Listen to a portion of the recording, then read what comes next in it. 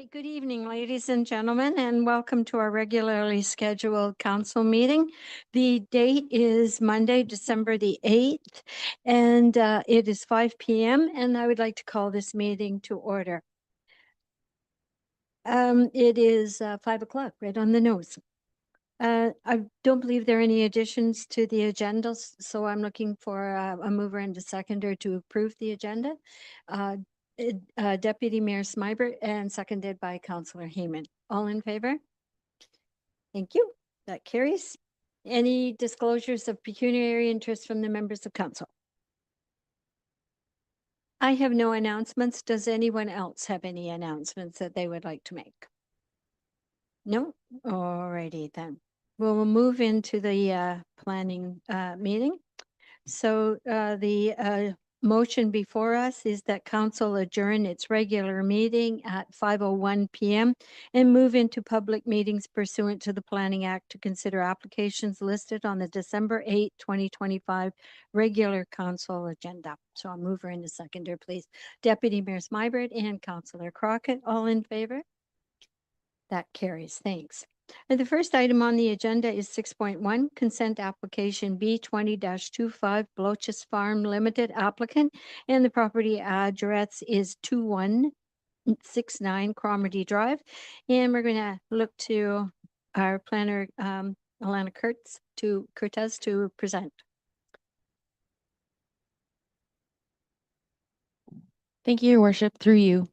So the purpose and effect of this application is to sever a parcel of land to facilitate the disposal of a residence surplus to a farming operation as a result of farm consolidation.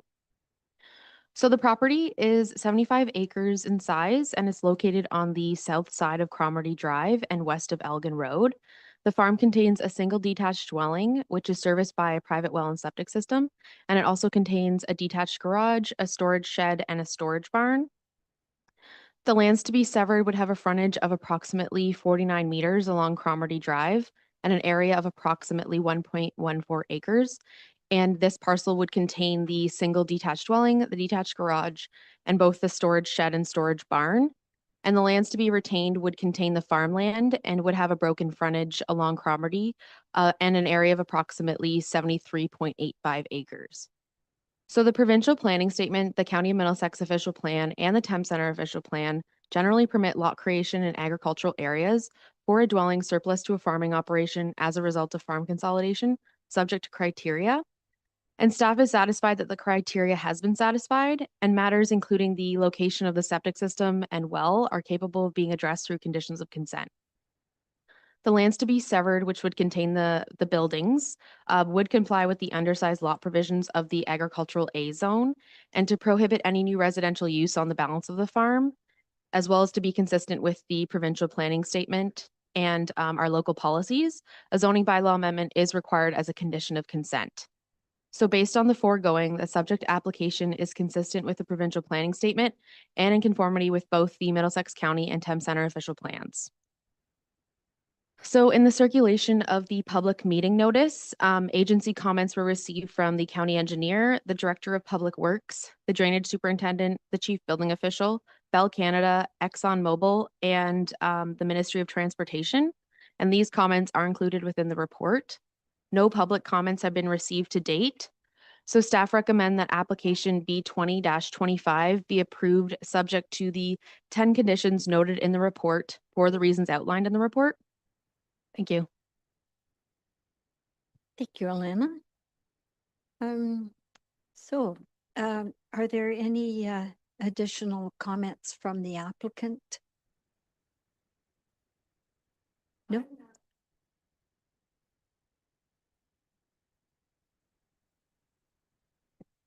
Would you like an explanation? Sure. I'll turn that back to Alana then. Thanks. Through your worship. So just going over each of the conditions, just reading through them? Okay. I'm assuming that's what you would like, right? Yeah. Okay, so condition number 1, that the certificate of consent will be given within 2 years of the date of the notice of decision. The request for the certificate of consent shall be accompanied by a written submission that details how each of the conditions of consent have been fulfilled, as well as the required fee. Number two, that the applicant obtain a rezoning approval to prohibit any new residential use on the lands to be retained, being the remnant farm parcel. Number three, that all applicable property taxes, municipal fees, and charges to be paid to the municipality. Number four, that all outstanding work orders or bylaw enforcement issues be resolved to the satisfaction of the chief building official. Number five, that the applicant provide evidence from an Ontario land surveyor that demonstrates that the existing well and septic system, so septic tank, septic bed, and mantle, if applicable, are wholly contained on the lands to be severed and comply with clearance from property line requirements of the Ontario Building Code. Number six, that the applicant provide evidence from an Ontario land surveyor which confirms all structures will be compliant with applicable zoning bylaw provisions on the lands to be severed. Number seven, that the applicant provide a written opinion from a structural engineer which confirms that the agricultural buildings, so the storage shed and storage barn, are suitable for use as residential accessory structures, and that the proponent shall obtain building permits to facilitate the change of use from agricultural buildings to residential accessory buildings. Number eight, that the applicant obtain a new municipal address for the lands to be retained and pay all costs associated with obtaining a new municipal address, sign and post from the municipality. So the proponent must confirm that the lands to be retained are served by an entrance from Cromarty Drive, which meets municipal standards, or obtain a permit to construct new entrance from the transportation superintendent. Number nine, that the necessary deeds, transfers, and charges for certificates and or instruments necessary for registration be submitted electronically to the municipality, all of which are to be fully executed. And number 10, that an electronic version of a deposited reference plan be submitted to legally describe the lands affected and in general conformity with this decision, all to the satisfaction of the municipality. That satisfies then, Leslie? Oh, she gets paid by the word. Okay, so is there anyone online or in the chambers who wishes to speak to this application? There's no one online, your worship. Okay, if that's the case, then, any questions from the members of council? Councillor Crockett. Thank you, Mayor. So I did have a question that pertains to condition number 7, which is the requirement of a engineered stamp on the pre-existing agricultural buildings. And then in addition to that, just kind of a general comment once that question is answered. So I guess to kind of expand on the question is just the language of this. Is this part of this requirement, I guess? Is this part of the Planning Act, or is this a building code request? I've noticed over the past couple of years that this really hasn't come forward as a condition until recently. We had a recent application out of Thorndale that was a farm residential disposal, and it had an existing building on it as well. And then this is kind of the second one to come forward. So I was just wondering whether you could explain why this has been added recently. Thank you, Your Worship, through you. So as per So I did reach out to the chief building official just to provide some more comment because as part of his comments, this condition was formed. So he advised, as per the Ontario Building Code, the change of use from a farm building to another major occupancy is deemed to be a reduction in performance level of the existing building. And even if no construction is being proposed, the existing building must be evaluated in accordance with the requirements of Part 10 of the OBC by a competent designer, and where applicable, the building shall be upgraded to suit the new major occupancy. And the alternative would be to have the existing agricultural buildings removed from the property. The original request would only assist the proponent in obtaining the required change of use permit. So ultimately just demonstrating that the structure can be used for residential purposes, whereas it was designed to be used for agricultural purposes. So it's just a building code requirement. Okay, so just two valatory questions, I guess, on that is just if the Ontario Building Code states a competent designer, does it need to be a structural engineer? To me, that language doesn't truly align. Like it could be a licensed contractor or something like that.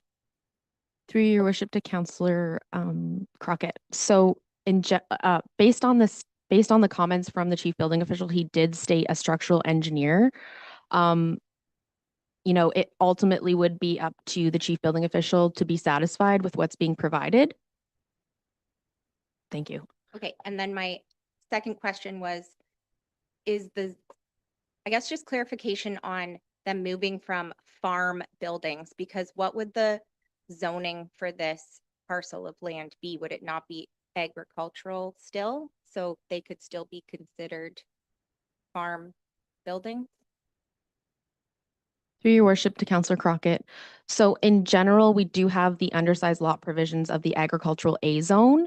But the purpose of a surplus farm dwelling severance is not to create a small farm. It's to be used for residential purposes. So any structures that are remaining are to be accessory to that residential use.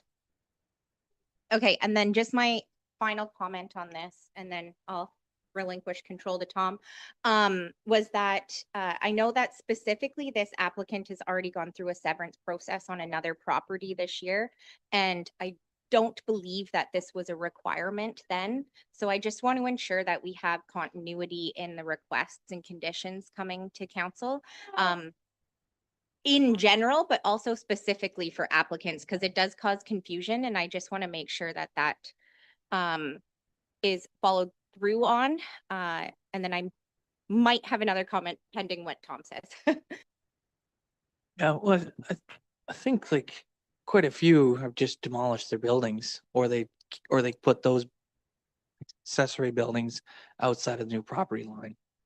But I'm just wondering, like, is this not just prohibitive? And it's like you have to, I don't know, like you're gonna get an engineer, which is gonna cost a lot of money, and if they say, it's gonna cost even more money to bring it into compliance, what? Yeah, you're gonna tear it down, and you paid an engineer to tell you to do it.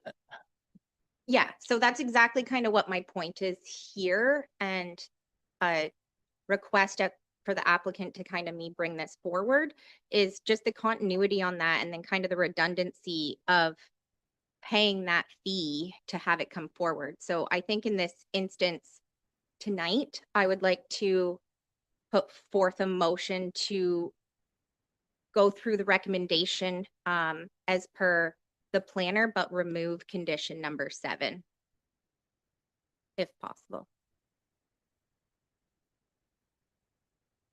Through your worship to Counselor Crockett, I just wanted to note, so when it does come to retaining those buildings that were used for agricultural purposes, this has been the, I guess, process.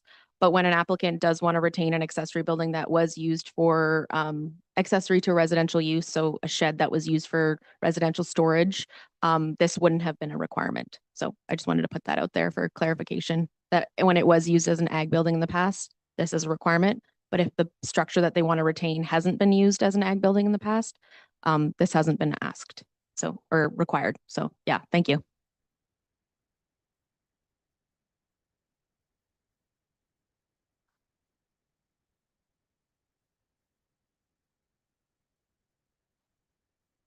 Sorry, just because Leslie's not on the microphone.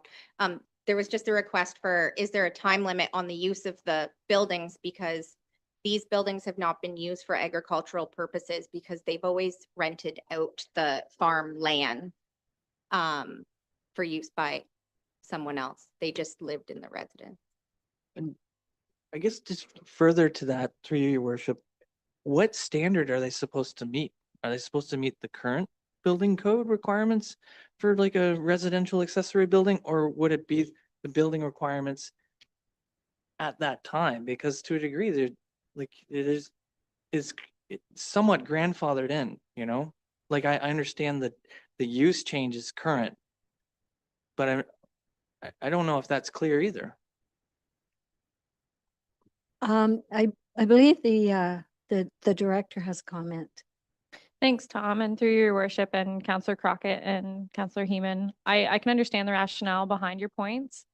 The change of use of the property and the zoning allows the chief building official to speak to the existing structures as part of conditions of consent. And I want to caution the comment from Counselor Crockett on a stamp. Now, in his condition, it's just a written opinion letter. So it's not that they have to go get drawings for the structure. It's just a written opinion letter that the structure is sound to be able to remain on the property. And if it's not structurally sound, then the chief building official is signing off on that consent, which he becomes liable, which is why it's under the OBC. Could we make that clear? Because I don't think I wouldn't have interpreted a letter of opinion. No. I would have just, it's like a set of scheduled drawings. I think sorry, Mayor. I think further to Tom's point, I think that it's a condition that's wrapped up with the building permits, which is why I think there's the assumption that it would be the drawings from the engineer. So I'm not sure if that condition could be reworded after consultation, or I think twofold is one, I'm just not sure I'm aligned with it. And second, it's the continuity from past applications that I think I have some hesitation on that. And I understand that things change or maybe things came to light. But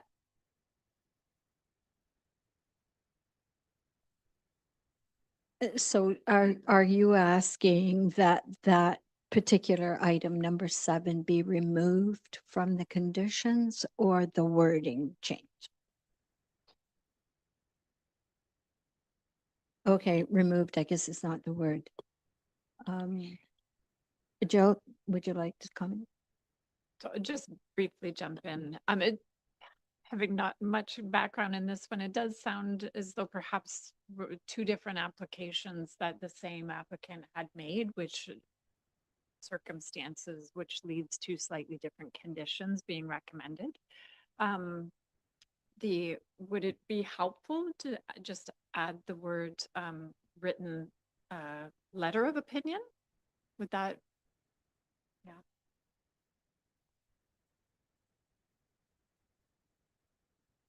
sorry, can that- I make an additional edit to that? Is that if in the building code, the verbiage that's used is competent designer, should that not be the wording as opposed to a structural engineer? Yeah, because you can get different classes of designers for different residential buildings than structural engineers. Like they have different fee schedules too. Yeah, and I mean, like, not to wordsmith, but I think to Tom's point is like the fee structure of that. And if that's the language that's used in the Ontario Building Code and that's where we're pulling this from, I think it needs to be the same.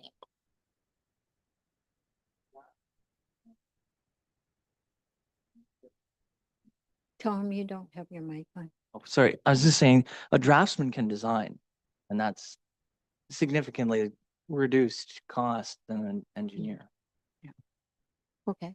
I saw the director with her hand in the air. Is there another comment you'd like to make? Yeah, thank you. Sorry, through your worship and to the counselors, and thanks, Alana, for the readout of the conditions as well. The condition already says a written opinion, but we could add in the end of that or to the satisfaction of the chief building official, which leaves it up to the chief building official to negotiate on what they provide. So it's structural engineer because again, that's saying it's sound for it to remain. But if you add in the verbiage or to the satisfaction of the chief building official, he'll have the power to approve and review. I think we still have to go away, like this is a to-do list, right? And we I would like a clear set of instructions so that we don't have to bother the building inspector multiple times and, like that's like, it can be subjective sometimes. Like if this is about a structural opinion and a third-party structural opinion, we should claim what exact standard we're requiring.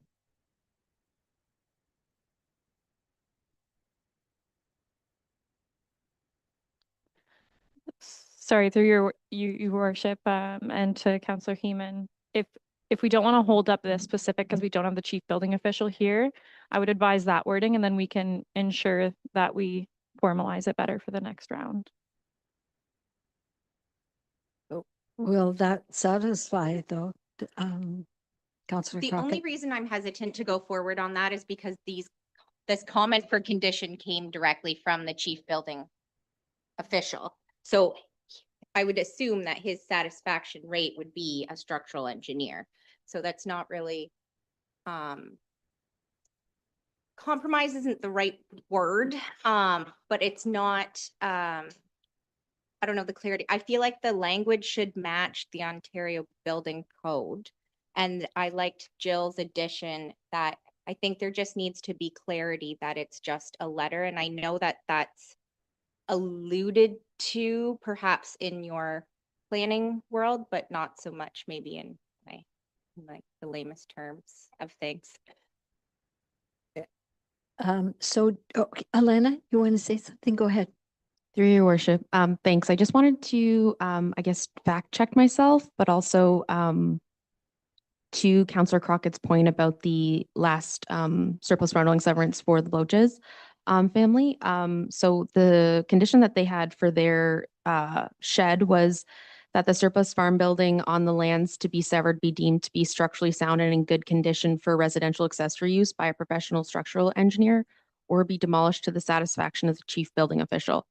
So I don't know if that wording is more flexible for you, but I think it ultimately is the same type of condition. So I just wanted to bring that up. Thank you. Thank you for looking that up, Alana. Yeah, I think if we can just massage the language a little bit in this, and then I think not to like repeat myself again, but I think just the language needs to match what the code says, just so that there's not interpretation on that going forward.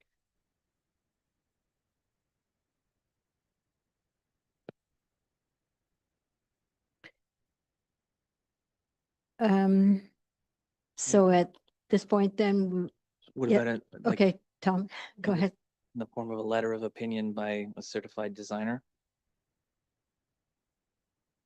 Yeah, or whatever the language is, like, I think it's a competent designer, but just the letter and clarifying that in the condition that it's just a letter. A letter, a letter of opinion. So you want number 7 to say that the applicant provide a letter of opinion from a structural engineer, or you want the structural engineer removed as well? I think what we're looking at is removing structural engineer and replacing it with the language that's used, which I believe to be competent designer.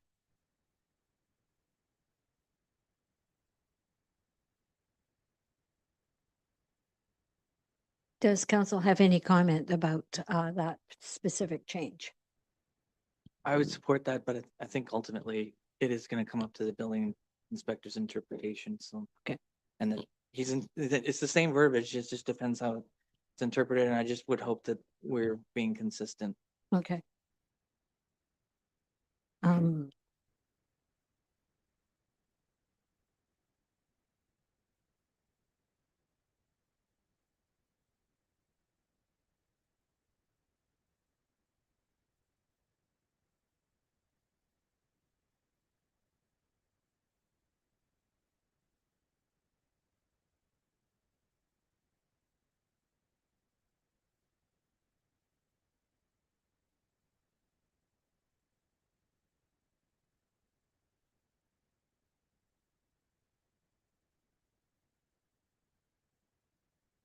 going to ask that the clerk read it as an amended motion.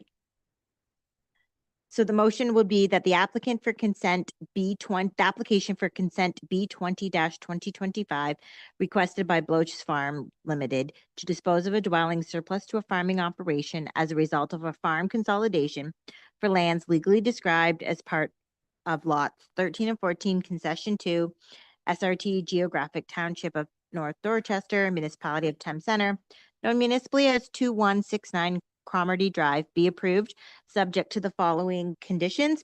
All the conditions that were on the report with the amendment of Condition number 7, stating that the applicant provide a letter of opinion from a competent designer which confirms that the agricultural building, storage shed, and storage barn are suitable for use as a residential accessory structures, and that the proponent shall obtain building permits to facilitate the change of use from the agricultural buildings to residential accessory buildings.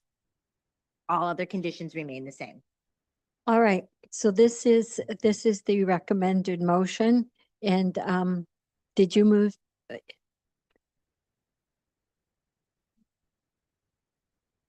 But It's, I'm hearing it's both. Okay. So, the clerk has read out the motion. Do we have someone moving the motion and a seconder? Moved by Councillor Crockett and seconded by Councillor Heeman. So I'll call the vote. All in favor? Okay, that carries. Thank you very much, Alana. And so you're on for item 6.2, zoning bylaw amendment application Z 26-25. Paul Vanden Bosch applicant, Luke Vanden Bosch agent, and the property address is 4118 Hamilton Road. So go ahead when you're ready. Thank you, Your Worship, through you. So the purpose and effect of this application is to rezone the subject lands from the office residential OR zone to a site-specific office residential zone to permit an additional residential unit with a height of 5.9 meters. So the subject property is a 3.64 acre lot situated on the north side of Hamilton Road, between Dorchester Road and Elizabeth Street in Dorchester, and the lands are used for residential purposes and contain a converted dwelling, and are serviced by municipal piped water and a private septic system.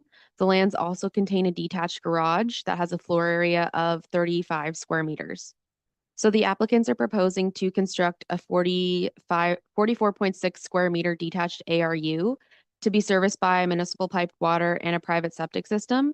And the application also requests an increase of height of 5.9 meters, whereas accessory buildings within a residential zone are restricted to a maximum height of 5 meters.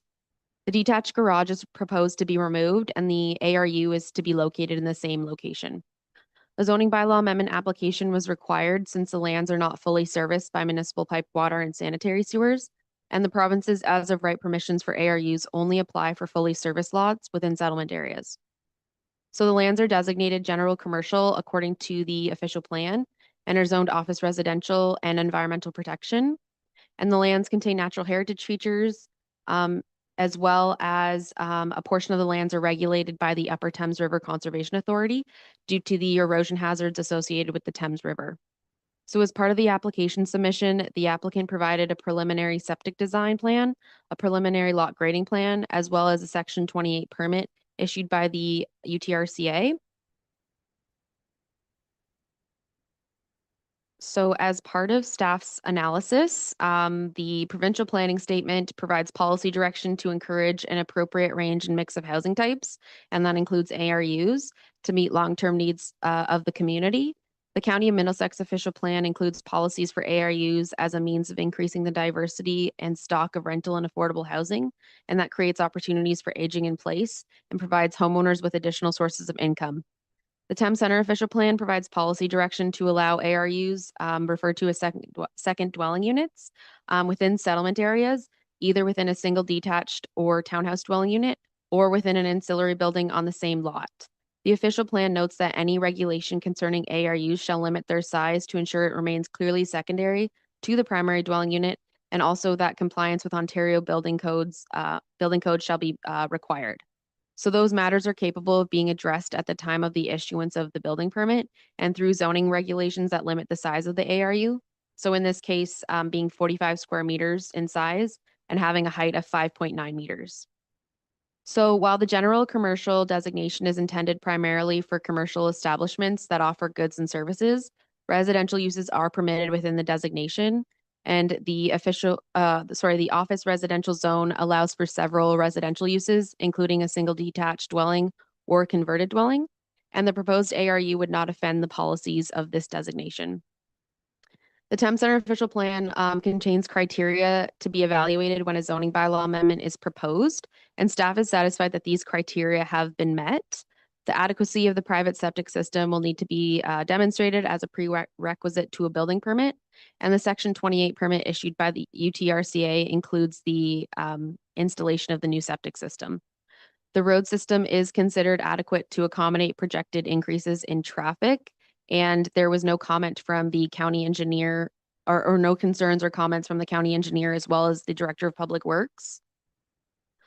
With regard to natural hazards associated with the Thames River, the preliminary design plan provided by the applicant indicates that the ARU would be located outside of the erosion hazard limit. And then as mentioned, that Section 28 permit was issued by the Upper Thames River Conservation Authority based on the design and the location. And as part of the circulation, the UTRCA advised no objections to the proposal. With regard to the request to permit the ARU to have a maximum height of 5.9 meters, the ARU would continue to remain smaller in height than the converted dwelling and would be located within the rear yard. Staff does not anticipate the increase in height to adversely impact the neighboring lands to the west. So based on the foregoing, the subject application is consistent with the provincial planning statement and in conformity with the County of Middlesex and Thames Center official plans. So through the circulation of the public meeting notice, comments were received from the county engineer, the director of public works, the drainage superintendent, the chief building official, ExxonMobil, the Upper Thames River Conservation Authority, and those comments are included within the report. No public comments have been received to date. So staff recommend that application Z26-25 be approved for the reasons outlined in the report, and that the implementing bylaw be considered as included in the bylaw portion of the agenda. Thank you. Thanks very much, Alana. So at this point, is the applicant in the room and wanting to speak at all, or you covered? Okay, all right then. So, and is there, I don't think there's anyone in the chambers looking to speak to this, and anyone online, sir? No, there's no one online. Okay, in that case, then I'll turn it over to members of council in case they have some questions. Councillor Crockett. Thank you, Mayor. I just want to, I don't know, get excited about the diversification that this ARU proposes and that it fits within our our new ARU standards that our planning department has been working so hard on. And, I think this is going to be one of the first ones to come out of that. And I hope the process went well, and I hope to see more come forward. So thanks. Anyone else from council with a comment or a question? Okay, if that's the case, then if there are no further discussion, the public participation meeting is now closed, and the decision is listed for you on the appended to your agenda, and it's moved by Councillor Heeman and seconded by Deputy Mayor Smybert. So all in favor? Thank you. That motion passes. Okay, at this point, we'll close the public participation meetings. Our adjournment time is 5:34 p.m. and council will reconvene to its regular meeting. So as a moved by Deputy Mayor Smybert and seconded by Councillor Crockett. So all in favor? That carries. The next item on the agenda is the approval of the minutes of the meeting of November 24th to be approved as circulated. A mover and a seconder. Moved by Deputy Mayor Smybert and seconded by Councillor Crockett. All in favor? That carries. Okay, moving on to the consent agenda. Items listed under the consent agenda are received for information in one motion. Council members may request that one or more items be separated for further action. So unless there is anything that anyone wants to pull from the agenda, Councillor Lockie's hand is in the air. Yeah, Your Worship. Could I please pull 8.4? 8.4. Thank you. Okay. Go ahead. You have something you say? Sure. Yeah. With, sustainability is something that is interest of all of us, especially the Environmental Committee. And I would like to recommend that we also support that motion. Okay. All right. Thanks. So we have a motion to endorse that. Seconder, do we need one? Yes, I think we do. Deputy Mayor Smyberg, so all in favor of doing that? Okay, that passes. So the next item is the reports of department, and this first one is, yes, I'm sorry, I got carried away here. Okay, yeah, sure. So the amended motion for then would be that consent agenda items 8.1 to 8.3 and 8.5 to 8.7 be received for information.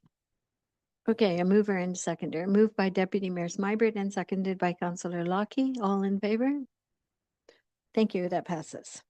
Okay, now we can talk about reports of departments. 9.1, PDS dash 065 dash 25, application for consent B 19 dash 25, Andrew and Christine Brown as applicant, Stuart Finlater as the agent, and the property address is 4818 Westchester Bourne.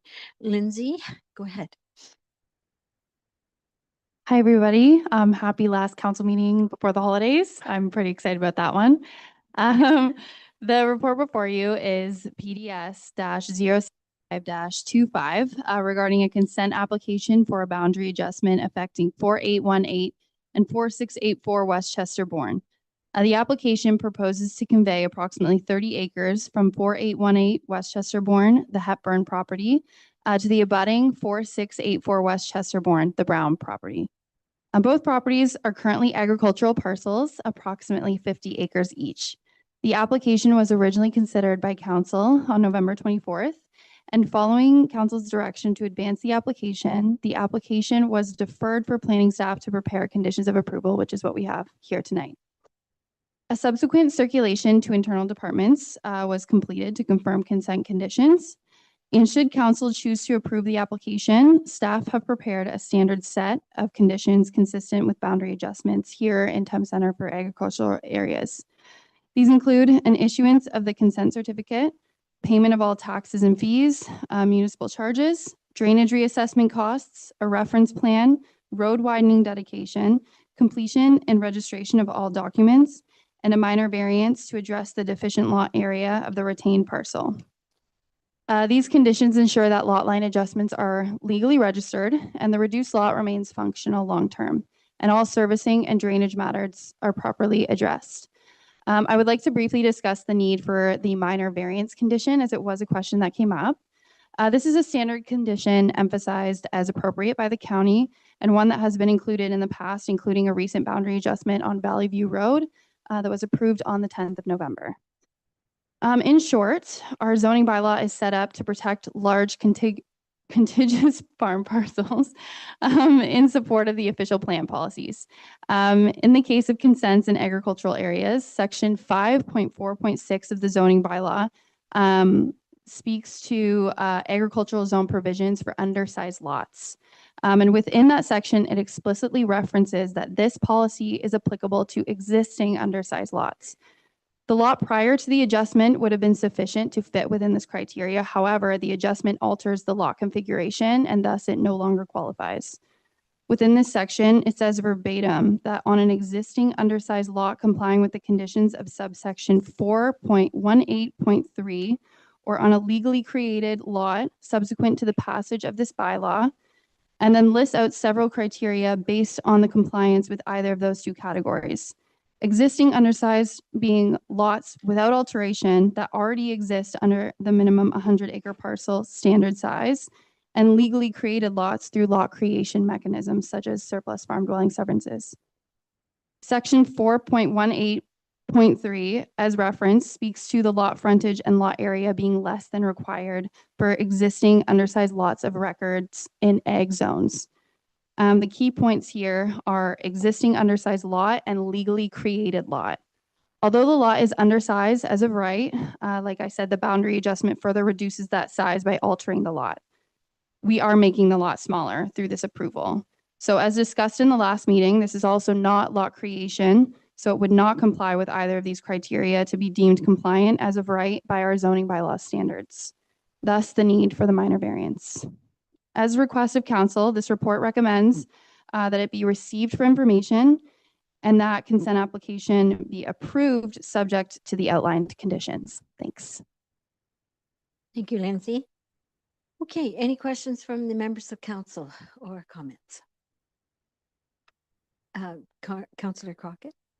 I just want to say thank you to Lindsay for going back and looking at this, coming out of our conversation at the last meeting and expanding on the minor variance condition. So thank you. Okay.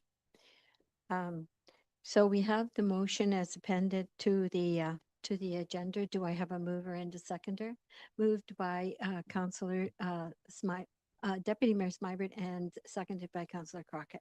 All in favor? That carries. Thank you. Thanks, Lindsay. The next item is 9.2. PDS-070-25 official plan amendment application and zoning bylaw amendment application Z25-25. Henrique Gomez as the applicant, Landrise Inc., care of Michelle Dornbosch as the agent, and the property address is 3892 Dundas Street, County Road 2. Go ahead, Erin, when you're ready. Thank you very much, Your Worship. Through you to council. So the purpose and effect of the subject official plan amendment application is to redesignate the subject lands from the rural residential designation to the site-specific, highway commercial special policy area 3 designation to permit the establishment of a contractor's yard in the rear of the subject lands. The purpose and effect of the subject zoning bylaw amendment is to rezone the subject lands from the rural residential zone to a site-specific highway commercial zone. The site-specific provisions would add contractor's yard as a permitted use, as well as reducing the minimum interior side yard setback abutting a residential zone from 10 meters to 8 meters. So council be familiar with this property. It is approximately 0.35 hectares in size, located on the north side of Dundas Street. The lands contain an existing single detached dwelling with vehicular access via an existing driveway from Dundas. The lands are privately serviced with well and septic system. Surrounding land uses include rural residential properties to the west, Tumbleweed Mobile Home Park directly to the east, and Maple Ridge Golf Club abutting the property to the north. Additional highway commercial uses are located further along Dundas Street to the east, and this includes a gas station, used car dealership, and a restaurant. Properties south of the subject lands are largely agricultural in nature. So the applicant is seeking to redesignate and rezone the subject lands to facilitate the establishment of this contractor's yard in the rear of the property. The applicant has also advised they wish to continue the residential use in addition to the commercial proposal. The development concept includes the construction of a new commercial building along with associated parking and outdoor storage areas, and the building would be accessed by an extension of the existing driveway. A new septic system is proposed to be installed to service both the commercial and residential uses, with the existing septic system being decommissioned. And the applicant is also proposing to construct the wood fence around the perimeter of the commercial use for both visual screening with adjacent properties and for security purposes as well. So of course, council again will be familiar with this property. It was brought to the October 20th meeting of council for an information report. It was a public meeting, statutory public meeting component as well, where 3 oral submissions were received in opposition to the applications. Key concerns include that the owner had already been operating their business from this property, which included heavy equipment and lots of traffic to the site. The area is primarily residential, and a contractor's yard would disrupt the neighborhood character. And fill brought onto the property has altered drainage and contributed to flooding on adjacent lands. 4 written submissions were also received. Concerns focused on negative impacts on neighborhood character, increased noise and traffic, worsening of existing drainage and flooding issues, past experience with the operation of the business on the property, and impacts on the adjacent mobile home park, including concerns about tenant attraction and impact on their business operations. During the circulation of this application as well, the Thames Center bylaw enforcement officer advised that 4 bylaw complaints have been received since May 2025 relating to property maintenance and nuisances associated with the operation of the business. In response to the comments received during the public meeting, the applicant's agent did provide response to each of the primary concerns. They indicated that the reduced interior side yard setback proposed really only reflects the existing side yard setback of the house. That the shed that is being proposed will actually meet the requirements of the zone. No light standards are proposed on the site. Instead, motion activated wall mounted lighting will be installed around the perimeter of the new building to provide adequate illumination while ensuring there's no light spillover onto adjacent properties. Stormwater management on the property and the overall area will be significantly improved through the proposed development, as it is required to go through site plan, and thus stormwater management is one of the primary criteria that we deal with through that process. While the neighbors expressed a desire to maintain the existing residential character of the area, it should be noted that the subject lands are approximately 400 meters from the City of London boundary and 775 meters from the London International Airport. Given the proximity and the property's frontage on a 4-lane arterial road, the long-term transition of these lands to non-residential uses is anticipated and appropriate within this context. And finally, the current owners propose to utilize the property for the storage of concrete forms and hand tools associated with their construction business. The equipment used consists of a skid steer and telehandler, both of which typically remain on active construction sites for the duration of each project. Equipment will only be brought to the property for maintenance, repair, or storage when not in use. So my report is quite lengthy. I did do significant evaluation on each of our policy documents that we are subject to here in the province of Ontario. That included the consistency with the Planning Act, consistency with the provincial policy statement, as well as the County of Middlesex official plan. I'm going to save you from reading through all of those. I did provide all of the relevant policies in those documents, as well as my comments on the conformity. And I'll skip to the Thames Center official plan, or actually the County of Middlesex official plan. So I did state that although the subject property fronts onto a county arterial road, the surrounding land use pattern is distinctly residential. Introducing a contractor's yard into this context is counter to the county's direction to minimize land use conflict and protect residential and agricultural lands from incompatible development. So it was my analysis going through this process that based on these factors, the proposal does not conform to the County of Middlesex official plan. I further analyzed the Thames Center official plan, which of course is our local official plan, and it does certainly provide a lot more policies that are relevant to this application. The subject lands are designated rural residential within our official plan. This designation applies to small clusters of non-farm residential uses located outside of the settlement area and is intended to preserve the low-density character of these pockets. The requested amendment seeks to redesignate the property to highway commercial to permit a contractor's yard, which represents a substantial shift in the planned land use and function. The provided planning justification report indicates that the proposed use would be compatible with the existing commercial uses and with the evolving nature of this section of Dundas Street. However, planning staff are of the opinion that the applicant is proposing to introduce a new highway commercial designation within the rural residential pocket, which is not contiguous with the existing highway commercial area to the east, as it is separated by the mobile home park. This represents a standalone commercial designation rather than an expansion to the existing node. Further, section 2.8 of the official plan requires all development to demonstrate compatibility with adjacent land uses and to avoid or appropriately mitigate adverse effects. Sensitive uses such as dwellings and mobile home parks must be protected from noise, dust, traffic, lighting, vibration, and other operational impacts. While the official plan recognizes that the mitigation measures, i.e. fencing, buffering, reduced lighting, can help lessen certain impacts, these tools cannot overcome the fundamental incompatibility of locating an industrial type operation immediately adjacent to residential uses. This conclusion is reinforced by the number and nature of bylaw enforcement complaints received over the past year, which indicate that the existing operation has already created significant impacts on neighboring residents. As a result, staff are of the opinion that the mitigation alone is insufficient and the compatibility must be achieved primarily through appropriate siting.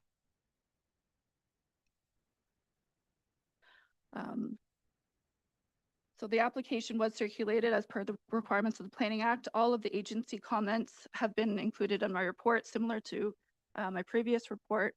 And And ultimately, I do not feel that these two applications conform to our policy documents. Therefore, my recommendation this evening is that application for official plan amendment 04-25 be refused for the following reasons: that the proposed amendment is not consistent with the provincial planning statement 2024, and the proposed amendment does not conform to the official plans of the county or the Thames Center. And that application for zoning bylaw amendment Z2525 be refused for the following reasons: the proposed amendment is not consistent with the provincial planning statement 2024, and the proposed amendment does not conform to the official plans of the county of Middlesex or the municipality of Thames Center. Thank you. Thank you, Erin. Okay, sorry, the planner actually didn't mention, I did circulate to all of you guys that the applicant has requested deferral on this one. I thought you would mention that, sorry, in your comments. So yeah, I just wanted to make sure everyone was aware of that. Okay. So in that case, then Janet, we're just To you, going whether to you be- want to go ahead with the planner's the planner's recommendation, or ask or follow what the request of the agent for the applicant. She is here in the room if you wanted to ask questions. Do you have any comments that you want to make? Okay. Yeah. Just state your name, please. Good evening, Madam Mayor, members of council. My name is Michelle Dornbush. I'm with Land Rise Development Planning.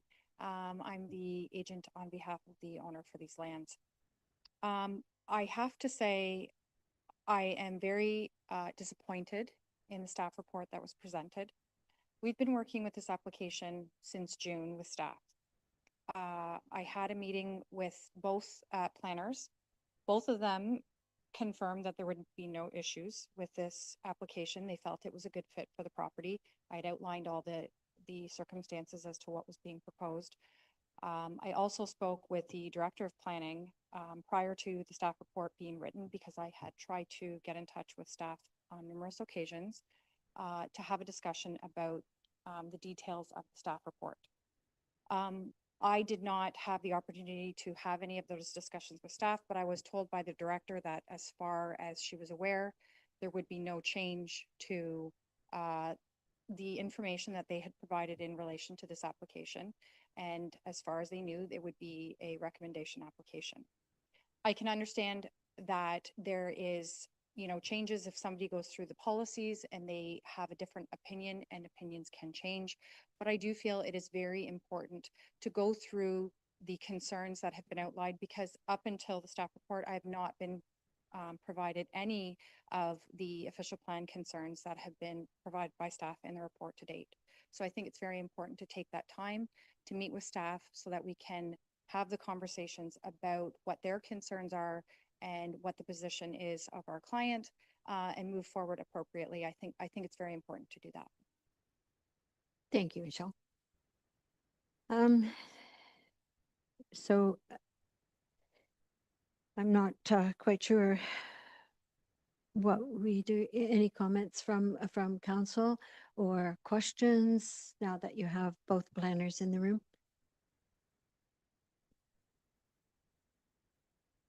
Okay. Deputy Mayor Smyber? I'm not sure what the referral will do in terms of moving the application forward, but I'm going to ask staff, is there merit in deferring it to have a discussion with the applicant to review those sections of the official plan? Through the chair, or sorry, through the mayor to Deputy Mayor Smybert. I'm certainly willing to have a conversation with the applicant and their agent. I did go through the policies fairly thoroughly. I do understand, there are areas that I did identify where, perhaps we were lacking some information. But fundamentally, I think the criteria for me was compatibility with the surrounding land uses. And I still, my planning report was my planning report, but happy if that is the will of council to defer the application and go back and have more conversations I'm willing to do that. I'm not sure if my opinion will change or not, but that is totally fine. Okay, so is there anyone else who wanted to ask a question or a comment? Or Councillor Heeman, did you want to say something? Yeah, I think the concerns that we heard at the public meeting were directly about compatibility. And I think it is like when you look at, just along the rest of that stretch where there has been conversions, they are, as you say, relatively isolated, right? I'm thinking of like the Carolinian Winery, right? Like nothing around that. And the like the bylaw complaints they're relevant, right? Like we've gone to the LLT over similar issues. So I do think that I do agree with the report, but I also think it might be worthwhile to hear out the applicant, and maybe there is a different approach or different use. I know there's been a lot of effort on all sides to try and develop this property, and if you look at the history of this property, that house was abandoned for a long time. So the current owner is improving the asset, and they are contributing, and I think we should give them an opportunity to state their case. But again, I don't think that the issue of compatibility will really be changed. Thanks, Councillor Heeman. Councillor Lockie? Yeah, I support Councillor Heeman. Like, I doubt it will change my point of view, and I also agree that it should be refused. Really, I know how noisy a yard is, and those are people's backyards, and we can't, detract from their personal enjoyment of their backyards. But I also recognize how much work and effort goes into pulling the applications together. And so I would be willing to work with the applicant to give her more time to come up with more information. So I would support the deferral for that reason. All right. So are you moving? I would move to defer. Before you do it, can I just read a draft recommendation? Just absolutely. so there's some information, so that it'll be the report is received and that the decision be deferred at the request of the agent.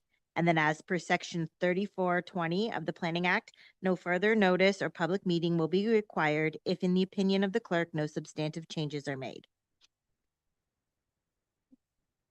Okay, so that is the motion then. I'll make So- that motion. Okay, Councillor Lockie, anyone to second that motion? Councillor Heeman, all in favor? Any opposed? That carries. Thank you, Aaron. Thank you, Michelle. Okay, moving on to item 9.3, PDS 068-25, initiation of site alteration bylaw. Amanda Story, Director of Planning and Development Services, to present. Good evening. Thank you, Your Worship. Long time no see. No, I'm just kidding. We didn't even leave this room today. So, so in front of me, I have a report for the initiation of a site alteration bylaw to be received for information, and that staff be directed to proceed with public consultation on a proposed site alteration bylaw, and that staff be directed to return in 2026 with a final version of the bylaw for adoption by council, including a summary of feedback received during the public consultation period. The purpose of this report is to request council approval to proceed with the initiation. This is a common tool used in the County of Middlesex and across Ontario. As the municipality does not have a site alteration bylaw, this draft serves as the initial proposal, and staff are of the view that the implementation and adoption of this bylaw would provide important oversight of site alteration activities undertaken prior to required review and approval, enhancing protection for the public, the environment, and the municipality. So some examples there would be, say, if they were installing a pool and it was permitted through a permit, this would not impact that. General landscaping activities, it would not impact. anything under the normal farm practices, it would not impact that. So just kind of having those examples in mind while reading through. The general process is for the property owner to confirm whether the activity is exempt, and if not, a site alteration permit would be required. I do have proposed fees in the 2026 fees and charges. If we bring that forward before or after, I'll make sure they're aligned with the proposed site alteration bylaw. The review of the wording of the bylaw and set fines needs to go through the Ministry of the Attorney General, which thanks to the clerk, she's been assisting with that process. So we'll make sure those are reviewed and approved as well prior to bringing back for adoption. And if you have any questions with the draft site alteration bylaw, I'm here. Thanks. Thanks, Amanda. Any questions from the members of council? Deputy Mayor Smyberg? Not really a question, just a comment. I thought we would have had a site alteration bylaw by now. I did have a chance to take a look at the bylaw. Everything looks good. Was it, do we take it from another municipality? Yeah, through your worship and to Deputy Mayor Smyberg, I got a legal opinion on that existing one, which has been implemented by Middlesex Center. And then we added some more verbiage in there to clear any definitions that through our zoning bylaw, make sure those match our zoning bylaw. And then, yeah, it's a common practice for development already, so it's not going to be a shock to say subdivisions or anything, because they already, as a draft plan condition, and subdivisions enter into site alteration agreements. So we already have a template ready to go, and should be a pretty easy process. Anyone else? Councillor Heyman? So what specific activities that aren't currently covered by permits would be affected? So anything that could require an MNR approval, ARA Aggregate Resources Act license, depends on their criteria. So we would consult with those.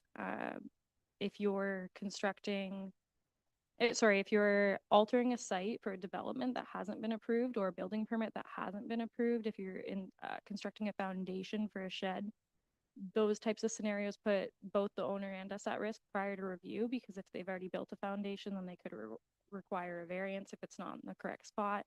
So just showing that you could undergo this process prior to a building permit if needed, if you wanted to alter your site. And that way it's a formal process of review.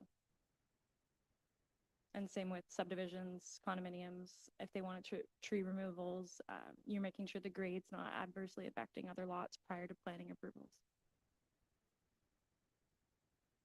I'm just, but those sound like a lot of activities that currently require permitting already. So I'm just, Sometimes they can only alter the sites in certain periods, and they're still working on those approvals. So this allows them to get ahead of the game to alter their site and ensure that we have stamped approvals by an engineer, which is already included in the building permit and would just be an asset when they're ready for a building permit too. So same cost, just a formal process and kind of a getting ahead of the game if needed. who do you plan to consult with for like, I'm just wondering, because in agriculture, there can be a lot of moving of soil and so So we have, through your worship and to Councillor Heyman, sorry, we do have a main contact, pretty quick day-to-day answers if it doesn't meet their criteria, or it does meet their criteria, we get that answer. If it needs their approval, sorry. And if it doesn't, then just a site alteration agreement. But for instance, it depends on the quantity of soil being removed. If it's in our zoning, we also have certain caveats that speak to whether it's for agricultural drainage. So if it's a certain size under the ARA threshold, then it wouldn't need any of these permits because it's deemed as a normal farm practice. So there are those measures where on a case, it's more of a large scale site alteration than anything. Like ICI, institutional, commercial and industrial, because I know the clerk hates us using ICI. Any other questions, let me know. Any other questions? Councillor Crockett? Just to kind of continue the conversation that's already taking place. my hesitation was also in regards to kind of farm properties and just general farm use of moving soil and other alterations. So I think in the response I got ahead of the meeting, Director, you might want to speak to the exemption provision that you shared with me, because there is reference to the Farming and Food Production Protection Act that I think might, I don't know, I think it kind of counters your hesitation maybe on what would be defined as a normal farm practice versus what would require a site alteration. Yeah, I just think once you put it in there, then you have a matter of interpretation and you have to put forward, like, some things that didn't require a plan now may require a plan. And I've seen it where it, you know, I've seen it through the Upper Thames where they do become quite onerous in terms of, okay, what's the total volume of soil you're excavating? What is your removal plan? Like that is, where is that cited? Like that is an added step. And like it's added paperwork, it's added preparation. And it seems like it's mainly for activities that we're already permitting. And like I understand that we don't want someone to dig a hole in a site that is not approved, but don't we need to like actually fully approve the building and potential site plan and all those things before they should dig a hole, right? Like, couldn't we go through the permit and still come up with a reason why that original plan may not have been the best fit? Like, so Through you, your worship, I just want to address that a little bit. Just knowing to support Director Story. We would not, the biggest issue is they can say we need to get a site plan, but we can't stop them from doing the work unless we get a court injunction, which is how we ended up with our issues we have and why we are spending thousands of dollars in court costs because we don't, like on Donnybrook, because we do not have a site alteration bylaw. With this, we can go in, lay charges, and it may just be cumulative charges and we end up at that step anyway, but it stops it quicker. It's an enforcement tool that way. I understand what you're saying. It doesn't change a lot in the long run, but we need something on a short term because to stop the work being done without the proper approvals, because if they don't, we now have to go through a whole court process to do, which costs us thousands versus us sending someone out to lay $150 or $500 ticket. It's a much easier system. but still, if they don't file like they didn't file any permits in that instance, right? So Well, they are working towards it, right? They drop it and leave. Anyway, that's a whole different story, but I'm just saying that's one of the reasons that it was clearly identified to us through our legal department. We need one of these bylaws. So I do see an upside because there are situations where drainage is ruined. We had another like these things tend to show up in bylaw, right? Where the guy basically created a trucking yard and then operated a trucking yard, and he didn't live there. So like these things do cause problems. I just ask that we try and solve the problem we're trying to solve and not create more work for ourselves and for our residents. Thank you through your worship and to Councillor Heeman, and thanks Jana as well.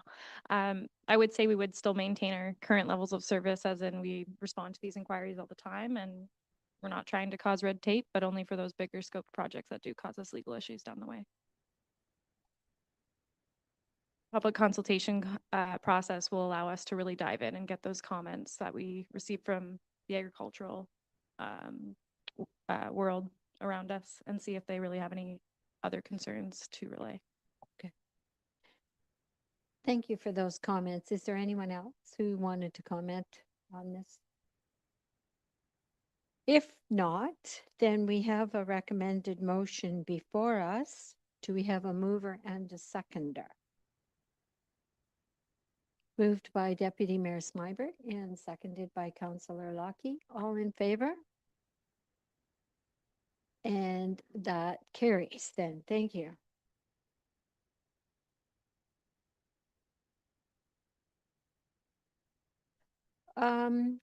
The next one is item 9.4 on the agenda, PDS -069-25 Risk Management Services Contract Renewal. So, Amanda, go ahead. Thank you. Through your worship, we do have Julie Welker online from Upper Thames River Conservation Authority. I've been confirmed by Sarah. So hi, Julie. I'll read through this report and then she's here to answer any questions as well.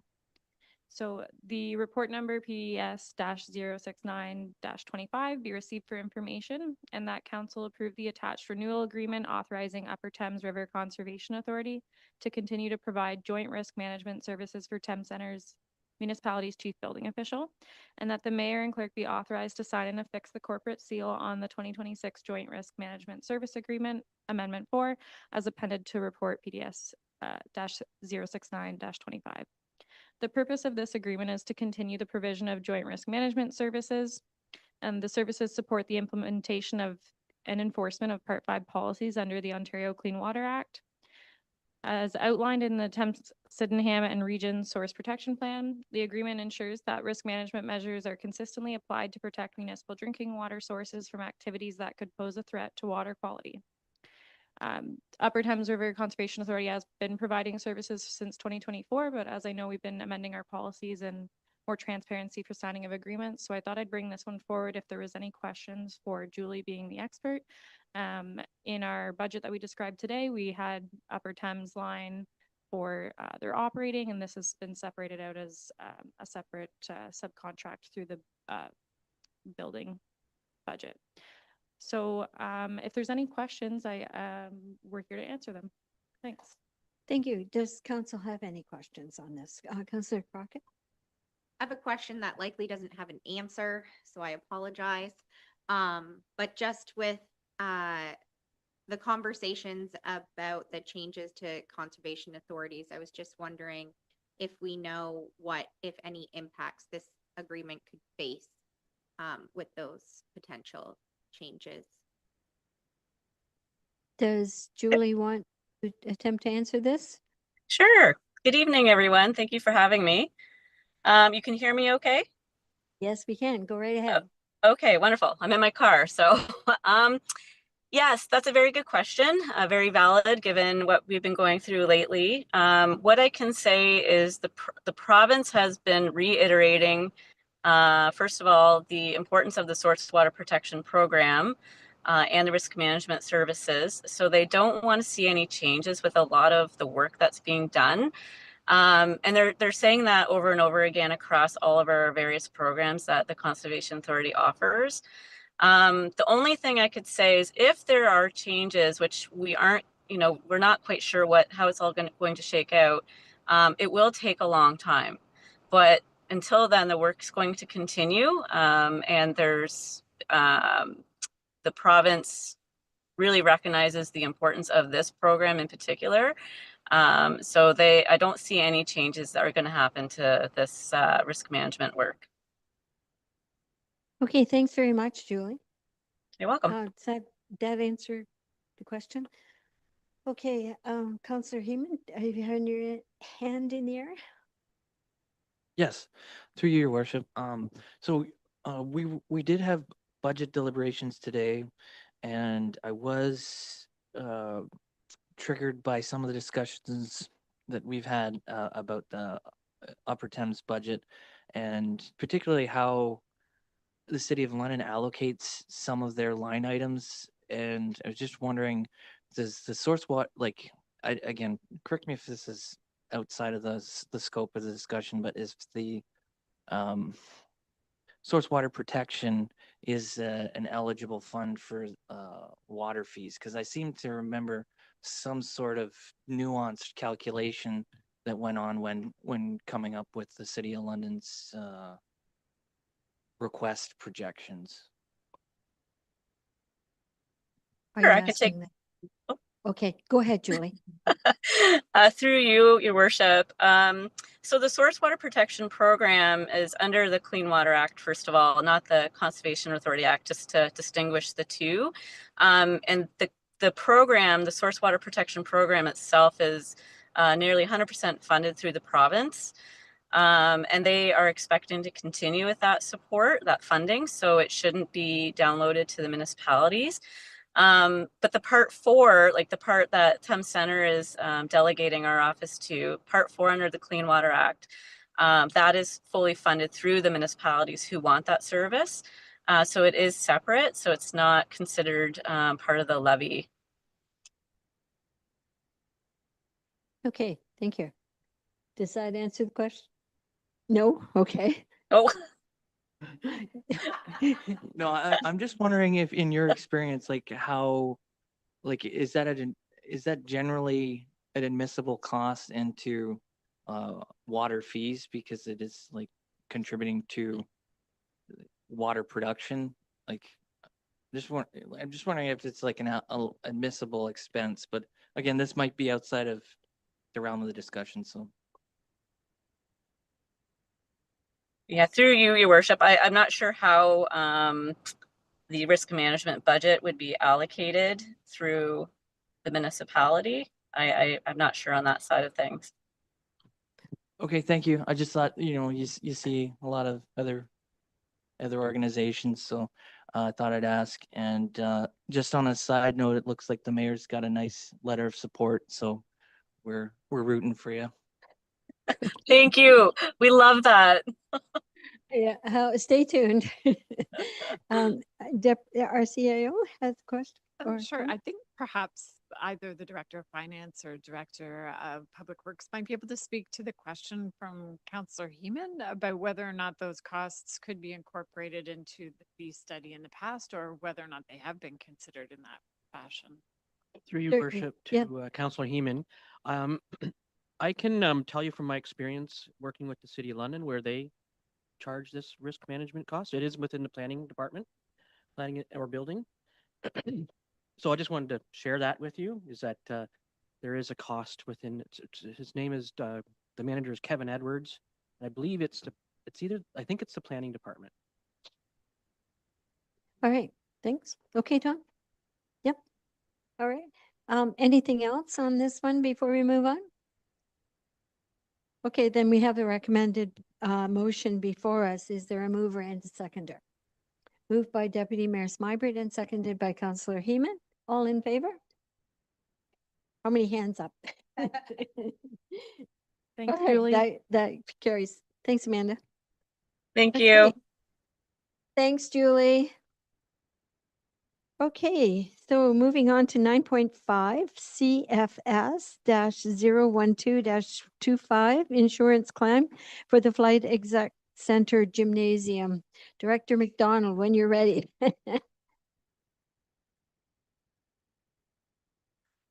Thank you. Through you, your worship. So you have before you report CSF 012-25. We know the background. On November 12th, we had an incident in the gymnasium at the Flight Exec Center with a sprinkler head being struck and damaged and flooding onto the gymnasium floor. This has resulted in the need to remove and replace the entire floor system, which is covered by our insurance with a deductible of $100,000. The total cost will be roughly in the ballpark of $200,000. The restoration work is going to be in the range of $7,000 to $12,000. That includes dehumidifiers and fans. The removal is just over $20,000 to rip out the flooring system. It's been a team of 4. They've spent 3 days so far on it. It'll be done by this Wednesday. The removal with 3 huge bins of scrap that they have to take away as well. And then the cost for the flooring itself, new flooring system will be in the range of $167,000 to $182,000, based on which quote we go with. So as I mentioned in my email update to staff the morning after the incident, or the email to council the morning after the incident, staff did a great job to act quickly after the incident to minimize the damage. However, they couldn't save the floor. The cause was an errant tennis ball that was used during a match, a cricket rental. Insurance is working to determine the replacement value they will offer us. Assuming the insurance amount will cover the replacement cost, then staff will proceed with the best alternative. If coverage will not provide sufficient funds, then I'll report back to council with recommendations on how we proceed and how we would cover any difference if that's the route we go. Besides replacing the flooring, 3 other things that we're doing at the same time are, first of all, updating to a more protective sprinkler head cover so that this sort of thing can't happen again. Secondly, reviewing the types of groups that we allow to rent the gym and effective immediately. Obviously, cricket is not being permitted in the gym, and we're reviewing other rentals that take place. And as well, we're taking this opportunity to beef up our rental waiver to make sure we're covering all of our interests in that regard. Once approved, our interim treasurer is recommending we cover our deductible for insurance from our insurance reserve, which is currently sitting at a balance of $527,000. And I'm happy to answer any questions you may have. Thank you, Steve. Any questions from council or comments? I guess on the bright side, the new floor will have an extended service life compared to the old one. You are correct. Silver linings. Anything else? Okay, then we have the recommended motion before us. Do I have a mover and a seconder? Moved by Deputy Mayor Smybert and seconded by Councillor Lockie. All in favor? That carries. Thank you. Okay, so we're going to turn to the clerk for the review of accountability and transparency and execution of documents policy, item number 9.6 on your agenda. Good evening. Another in the series of reports on my policy review. This time I went through the execution of documents and accountability and transparency policies. The execution of documents kind of went hand in hand with some of the other signing authority policies and information that I provided at the last meeting. I was just waiting on the final review of legal, so that's why it wasn't as part of that. And then accountability and transparency, it dealt with a few updates it hadn't been touched since 2016. So, now things such as the integrity commissioner are required. We have had a whole slew of new policies, such as our routine and automatic disclosure policies and things like that, to kind of give more examples of how we followed the previous policy and actually expanded on it and provided more information. So this policy is mainly just kind of a modernization of the previous one. With one exception, it did expand into our third-party contractors and service providers. We actually generally have a clause in many of our contracts that include provisions related to MFIPA and record keeping. So it's and along with protection of privacy requirements. So the policy before didn't talk about it. The other part was that it does say it does give more definitions, I guess, but otherwise there wasn't a lot in there, a lot of change. So just a modernization. And then, like I said, execution of documents, it's pretty different from the other one. It gives more definitions, like who's the signing authority, documents, execution. It defines documents, and including the bank signing. It doesn't, like, who can sign for things like that. And unlike previous, this one actually sets out the thresholds that actually are aligned within our current purchasing policy and things like that. The one part it does outline, it gives some formal delegations on who can sign, under what conditions. It now gives some more information on, it permits electronic signatures, which is we've been doing anyway. The big thing for me in our area is it actually, legislative services has a little more control. So we might actually have good records on our contracts and be able to keep those up to date. So it helps that way, and also gives some definition on when to seek, like who's seeking legal and review along with our insurance review. Along with this policy, just an update, we will be doing some training. David Samuels and I are working away at it to staff, he'd like to develop it for across the county too, so we won't actually have to pay for it, but we're kind of working away at it, so it's nice. If anyone has any questions, let me know. Yep, this is great information. We're really moving along in the paperwork department. Any questions or comments for anyone from council? Okay, seeing none done, the recommended motion is on your agenda. So do we have a mover and a seconder? Moved by Deputy Mayor Smybert and seconded by Councillor Lockie. All in favor? That carries. Thank you.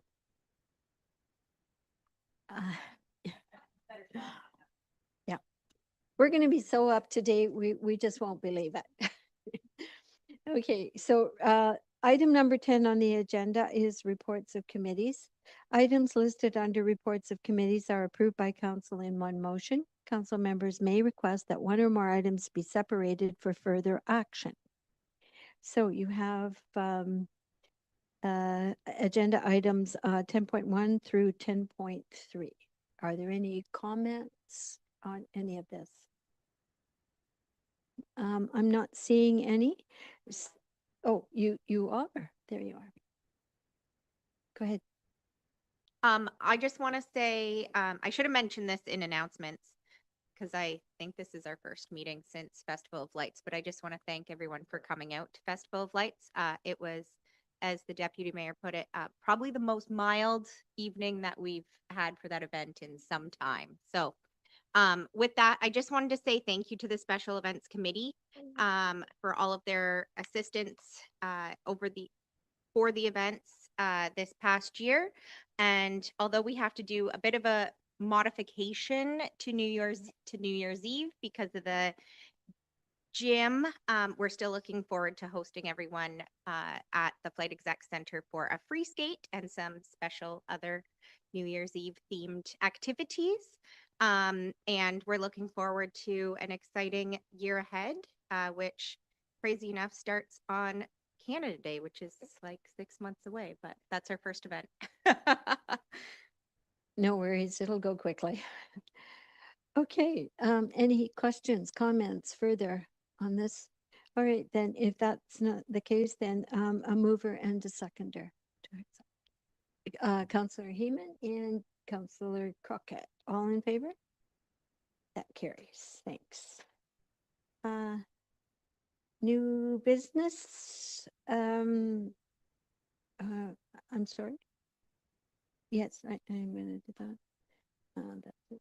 Okay, so my report for the month of November, a little lighter month this past, although sometimes it doesn't feel like it.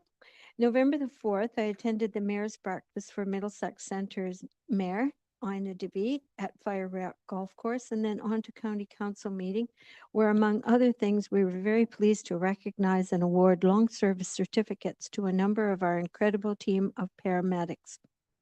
On November the 11th, we honored those who fought, were injured, or died so that we may have freedom in this country.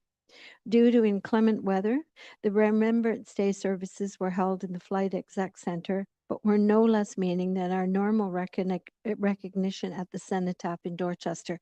But in Thorndale, services were still held outdoors, and my thanks to the members of councils who attended there.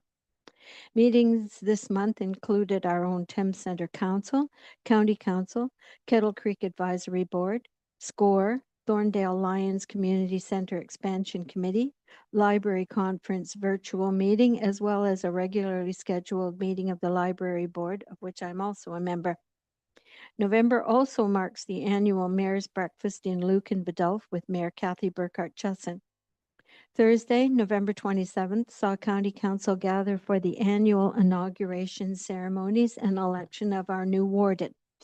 This year, Council was pleased to select Susan Clerk, Mayor of Municipality of Adelaide Metcalfe, as our warden till November of 2026.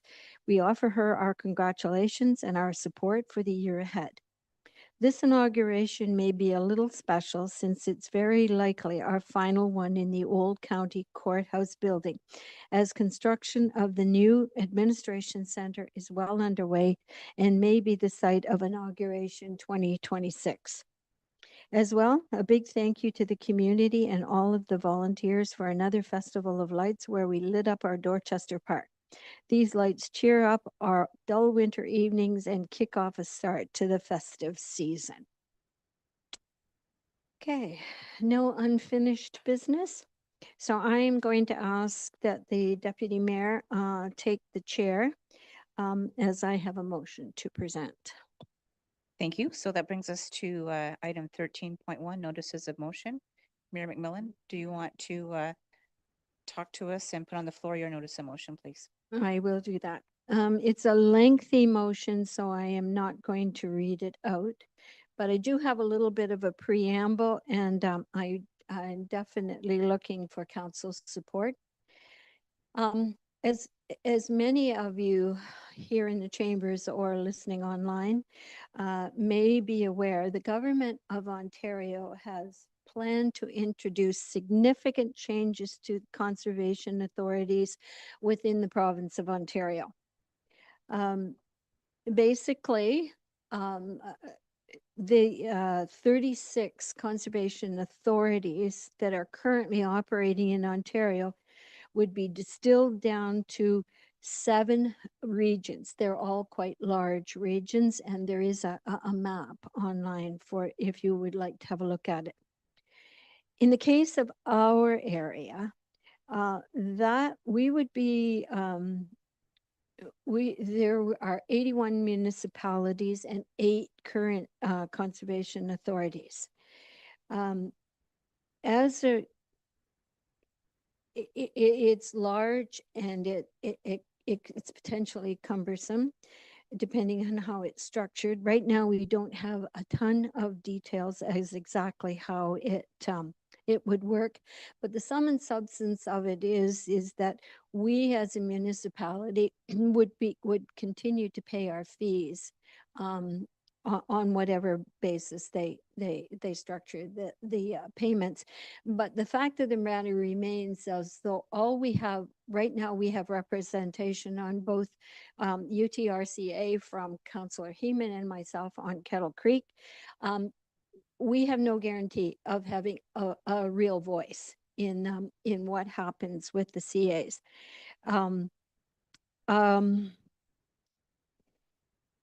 Our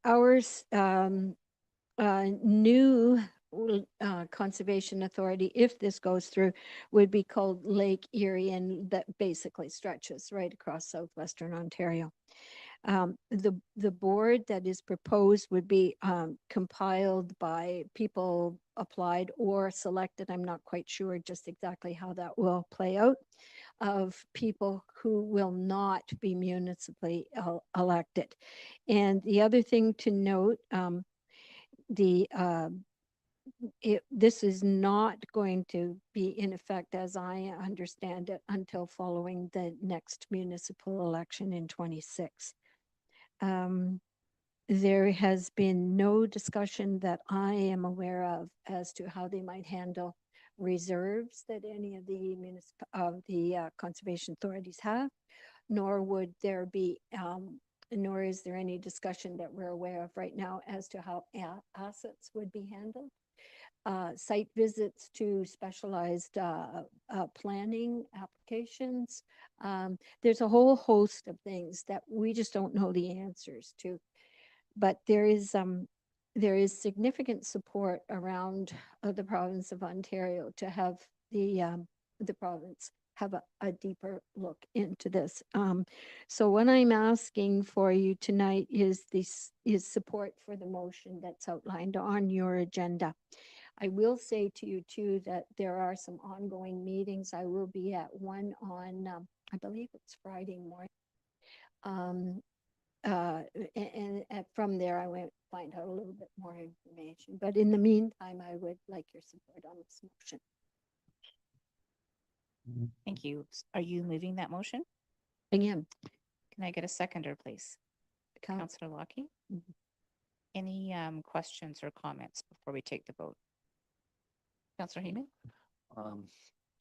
Thank you, Your Worship. We spent a considerable amount of time on this at last week's Upper Thames meeting, and there's a lot of confusion, and I think the rationale is supposed to be about creating centers of competency, largely for planning decisions. And so getting a larger economy of scope, and also centralized application software. But I think that when you look at it in our instance, we're already with one of the largest conservation authorities. I think they do have the capacity to do the work that they're doing. And this is complex modeling work to determine flood boundaries and review those on different assessments. And quite frankly, I don't think that you can there's supposed to be no losses of frontline staff. So I don't think they're going to get the efficiencies that they want. And they're really creating a bunch of small ministries, and that we as municipalities will have to pay for. And the the board structure that they put in place for governance, so there will be one governing body for all of the agencies. So whatever the local representation is, that's not direction in terms of governance. That new body, which is, I thought, what the Ministry of Environment and Conservation was supposed to do. Now we foot that bill. That is now going to be funneled down onto the levy. So a new top level of provincial administration is added on this. So I think we're getting downloading, and if you look at our region, you're merging two of the biggest watersheds in the form of the Grand. And the Grand already has, again, large technical expertise in modeling. So I don't think that we're really getting that much scope. And 81 municipalities, they're going to need a Senate. I just don't think there's going to be any representation. And quite frankly, when they figure this out, it's going to be chaos. You imagine working in that kind of a consolidation environment, and who reports to who, and who do our staff try and communicate with? Like, how do you know who your case officer is, and are they going to be in a local headquarters? Anyway, I think smaller things are generally good, and that's kind of why I like living in this municipality. And I think this kind of goes against that. And so I would definitely support this. And I think, the city of Windsor has also written a letter of opposition. I think if they want to achieve some of their goals, they should they should disperse some modernization money. There has been very little funding provided to the conservation authorities, and to help do these things. And I think these things could be done with a more finer, detailed approach, or management consultation instead of wholesale amalgamation. But I think your draft motion does a much better job of saying all of that. Thank you. Thank you, Tom. And just further to that, that all of the things that you've mentioned are things that have been obviously discussed at UTRCA, but they've also been discussed at Kettle Creek. The other thing that I would mention too is that I'm not as sure about UTRCA, but I do know that in Kettle Creek, we have had a number of property owners donate land. And now they're sitting back and thinking, well, should I really do that? Because they don't know what's ahead. And conservation authorities, from my experience anyway, operate a bit on a shoestring anyway. So it's going to be very challenging, and the staff component, we just don't know, because we don't know whether we'll be able to retain the same managers or whether they'll be looking for new ones. So thank you. Any further questions or comments before we take the vote? So we put on the screen the recommended notice of motion, which is contained on your agenda. It's moved and seconded. All those in favor? Opposed? It's carried. Thank you. Thank you, Council.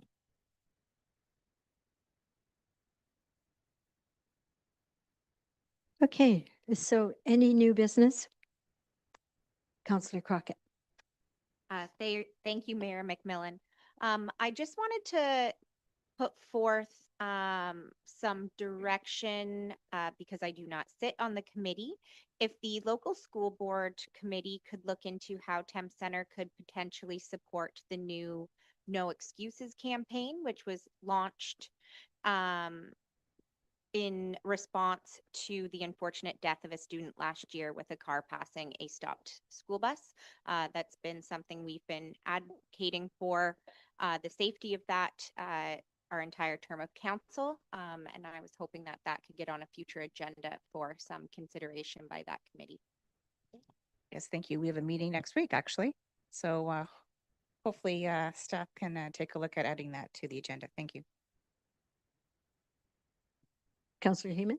Just a further comment, I think like communicating that to the Big Yellow Bus as the busing authority, they have a lot more direct, like that's the authority, and the school board is under active management, shall we say, and they only have 2 appointed representatives on the busing authority, so I don't know if that's necessarily directly within the scope of the committee, but I think, you know, if we could reach out to the Big Yellow Bus, I think they would be able to action that more effectively than the school board. Well, we can definitely ask for it to be on the next agenda and then have a talk on that committee about it. So thank you for that. Okay, if there's nothing else, then item number 15 on the agenda is the bylaws. So mover and a seconder that bylaws 91-2025 through 93-2025 be read a first, second, and third time and finally be adopted. Moved by Councillor Crockett, seconded by Councillor Lockie. All in favor? That carries. All right, so council is about to go into closed session for which there will be no live streaming. The live stream will resume once the closed session portion has been concluded. A mover and a seconder to go into closed session 642 pursuant to section 239(2)(b) and (c) of the Municipal Act in order for council to consider items related to personal matters about an identifiable individual, including a municipal or board employee, and a proposed or pending acquisition or disposition of land by the municipality or local board. Moved by Deputy Mayor and seconded by Councillor Lockie. All in favor? That carries. Thank you.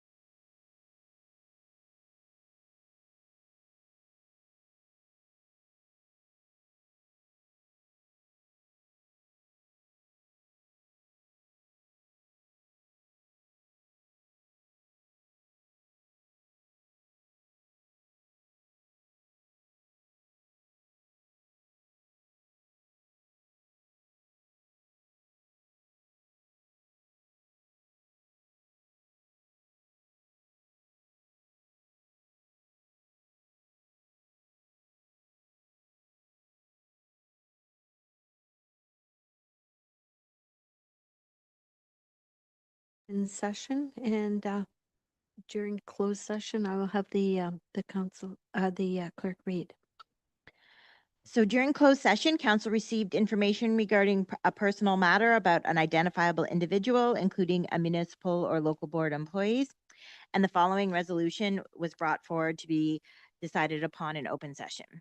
The council hereby rescind the declaration of surplus land made in resolution number 222-2025 on the 28th of July, 2025, and that the municipality of Thames Center shall maintain ownership of the lands municipally known as 3002 Cromarty Drive, and that the costs of the land, costs already incurred will be borne by the municipality.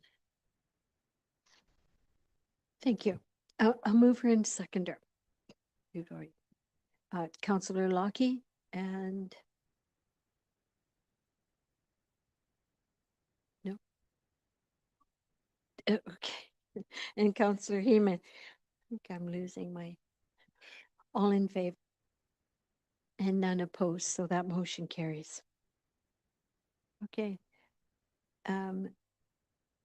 Just to finish up, a mover into seconder for the confirmatory bylaw to adopt, confirm, and ratify matters dealt with by resolution of the municipality of Thames Center, and that bylaw 94-2025 being the confirmatory bylaw be read a first, second, and third and final time and be adopted. Councillors Smybert and Deputy Mayor Smybert and Councillor Heeman. All in favor? All right, that carries. Thank you. All right, lastly, we're going to be canceling the or the December the 11th meeting. So a mover and a seconder to cancel that Mayor, we meeting. passed that resolution in the special Oh. meeting. That's why we have a clerk on a long day. All right, so just for information, Monday, January the 12th of 2026 at 5 p.m. is our next regularly scheduled meeting. So at this point, and after a very long day, I'm going to ask for an adjournment. Councillor Crockett and Councillor Lockie, all in favor. And adjournment time is